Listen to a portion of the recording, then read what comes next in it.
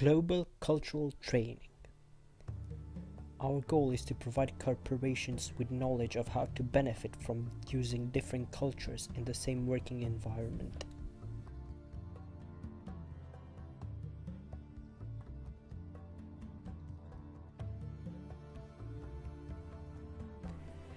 Culture comes from the Latin word colere and means cultivate or maintain. Every culture has its own features and their own typical orientations. This characterize the members of a culture and form their identity. These orientations influence the perception, thinking, values, and actions of all of its members and define their membership of the society. Advantages of an integrated culture. First, see positive aspects of other cultures and apply them to their own culture. Second, enhance the personality and learning something new with new cultures. And third, to communicate easier in business context and to achieve more successful business.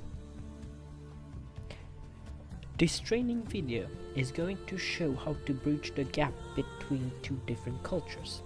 In this example, we will talk about the differences and similarities between Russian culture and the UK culture in a business meeting setting.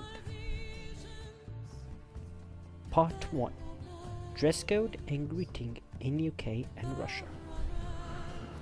Hello, Mr. Smith. It's nice to meet you. Thank you for coming. Thank you, Mr. Jones. It's a pleasure to be here. In the UK, it is common for those attending the meetings to be formally dressed, often in a dark-coloured suit and tie.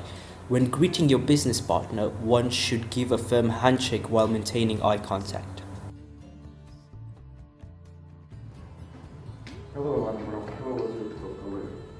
In Russia, it is common to attend meetings in a smart casual dress wear. When greeting your business partner, it is not uncommon to greet them with a hug. Part 2. Introducing the meeting. In the UK, before the meeting starts, often there is a brief overview of what is going to be discussed in the meeting. The head of the meeting then may offer the chance for something to be added to the agenda for that meeting. After greeting your business partner, a gift is often given to the receiving party. This gesture is done as a sign of respect between the two partners. Next, there is often casual small talk between the partners before the meeting starts. Business etiquette in Russia and UK. In Russia, it is not uncommon for one of the parties to be slightly late to the meeting by 5 or 10 minutes. It is custom in Russia for the guests to arrive at a meeting with a gift to the host party. During the meeting, it is acceptable to use your phone. Conversations can be more casual, and both parties are often relaxed and comfortable throughout the meeting. It is considered very impolite to arrive late for a business meeting. If you are running late, it is common courtesy to issue a small apology and give your business partner an indication of how long you will be late. Gift giving is not a usual part of business etiquette in the UK. Phones are usually all on silent or are turned off. If a phone does happen to go off, one should apologize and either take the call outside the meeting or just ignore it. Conversations are normally kept formal and about the business. It is also important to maintain a good posture and appear to be engaged in the discussion. Part 3. Negotiations. Okay, there's a project for £2 million as no investors. What do you think about these terms? Terms seem acceptable. However, in order for this deal to work, some changes would need to be done. In my opinion, this project can be very successful in the long run. That may be the case, but with the current conditions, this deal may not work with us.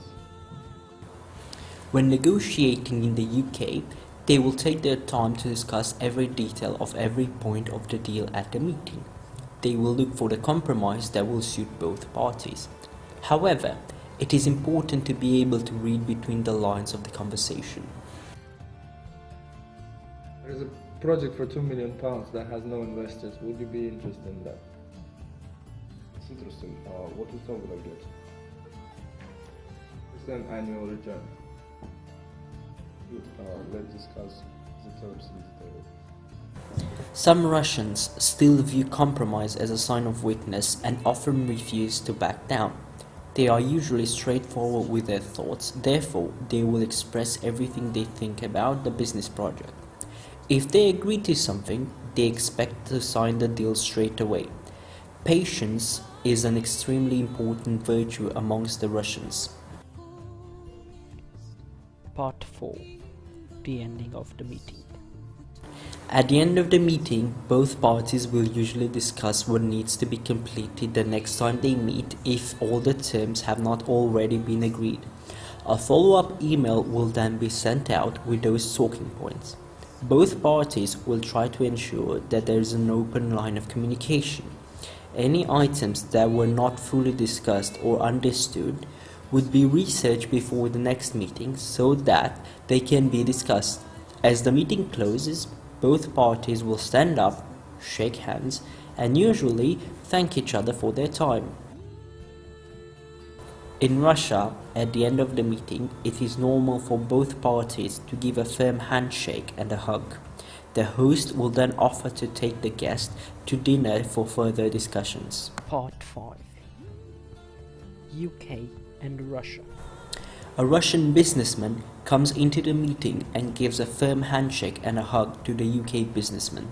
UK and Russia. Both parties sit down at a table. The Russian businessman will then give the UK businessman a gift which the UK businessman accepts. The UK businessman should not view this as a bribe, but as a sign of respect. Some small talk may occur from the Russian businessman. This is done as a sign of respect, as it is common to do so in Russia. The agenda of the meeting may be overlooked. Both parties will go straight into the talking points of the meeting. After the meeting, it would be considered respectful for the UK host to take the Russian businessman to a business lunch to discuss the details of the future meetings.